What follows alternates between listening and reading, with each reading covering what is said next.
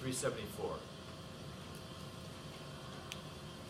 And I know that formula that I give on the bottom is a little bit weird because I'm adding the two numbers together. Why am I doing that? Well, I'll show you.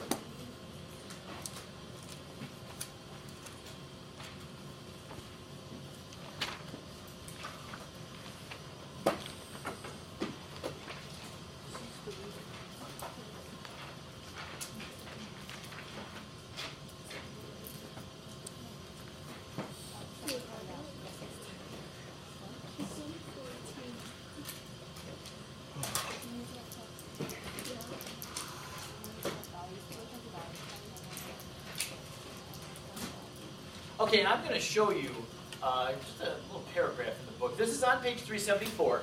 You can't see the bond energy table because it's up above. But just a little more than halfway down the page, there's this little paragraph.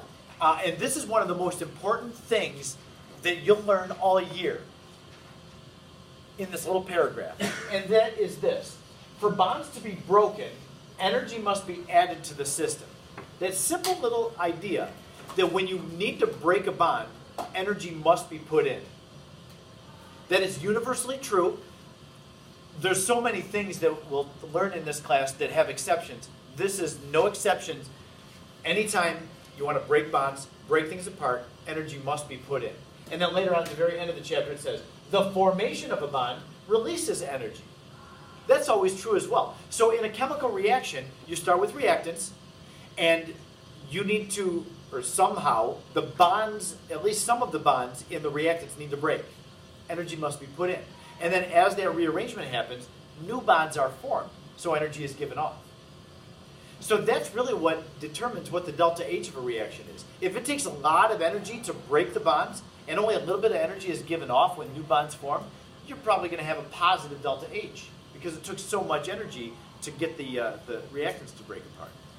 Or on the other hand, if the reactants come apart easily, it takes just a little bit of energy, but then a lot of energy is given off when new very stable bonds form. That's a big negative delta H. So this table can be used. The amount of energy required to break and form bonds can determine the delta H of a reaction. So take a look. What is the highest bond energy that you see? It's on the right side. Yeah, you see that CO triple bond? It's the only one in the thousands, I think. That's a really strong bond, that carbon monoxide. What about nitrogen, N2? It's real close to the CO triple bond. You know how the air is mostly nitrogen? It's like 80% nitrogen. We think of nitrogen gas as almost inert, like a noble gas almost. Because nitrogen is so hard to break that triple bond apart, it reacts with hardly anything. That's why when we breathe the air, you know, you're taking a whole 80% of what we just breathed is nitrogen. And then we just breathe it right back out because our body doesn't know what to do with it. It can't break that N bond apart. So, looking at this, what this says, and notice the unit on these bond energies, it's kilojoules per mole at the top of the page. And this tells us how much energy to break 1 mole of those bonds, of any of those, would take that much energy. These are all positive because the implication is that bonds are being broken with this. Now, if new bonds are being formed, you just put a negative sign in front of these numbers because that's how much energy would be released. Like if a hydrogen bond, single bond, was formed, it's over, that's the very first one. For every mole of hydrogen that's made, you could give off 432 kilojoules. So, the next thing that I'll ask you to do, I know it's almost time to go. Would you use that table and see if, oh, so anyway, back to this equation, I said how weird it was that we have a positive sign there. All the bonds breaking are going to be positive values because we need to put that much energy in to breaking all the reactant bonds apart. And then these values will be negative. So we are subtracting, but I hate to put a negative sign there because I don't want people to think, oh, I'm going to subtract a negative.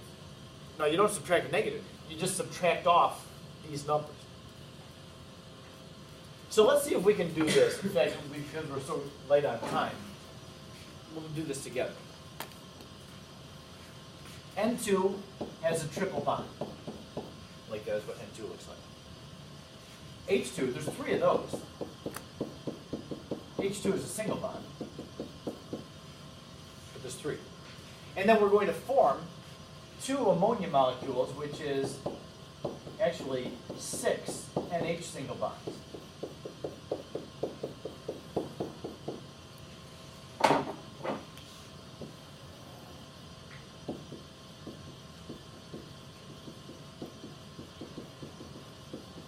So all these bonds need to break, and that's going to be positive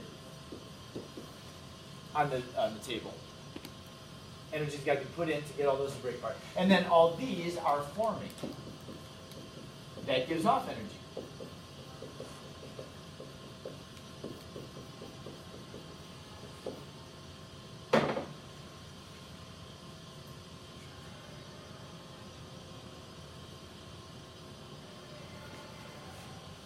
So looking at our table, what was the bond energy of N2 is 941, right? 941? And then hydrogen is 432?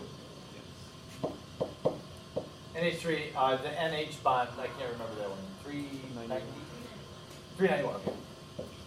So what we do to find delta H for this reaction is we'll take 941, and then 3 times 432, because there's 3 of those, and then add it to 6 times negative 391. See where I got the negative from? Those bonds are all forming, so that becomes negative. So yeah, the delta H looks like this. Delta H equals 941 plus 3 times 432 minus, well, I should say plus 6 times 391, negative. I get that negative sign. You only need one negative sign, I guess that's the point I'm trying to make. Don't sneak 2 negative signs in there because you wind up getting the wrong answer. So here's how much energy we got to put in to break the reactants apart. There's how much energy we get out when the new products form. And we should get a delta H value, negative 109 kilojoules. Now I will tell you, I admit, this is an approximation because NH bonds aren't always the same energy from one molecule to another. Like an amine compound's got NH bonds in it. They might not have the same energy. So those on page 374 are approximate. We will trust the thermodynamic table at the end of the book more. That's going to give you a better result because these are approximated. But it's a way of finding delta H. So tomorrow, we'll start with calorimetry, how to experimentally measure delta H. Now, you don't have to write any of that down because we'll start with that tomorrow. And that's calorimetry. You'll remember coffee cup calorimetry.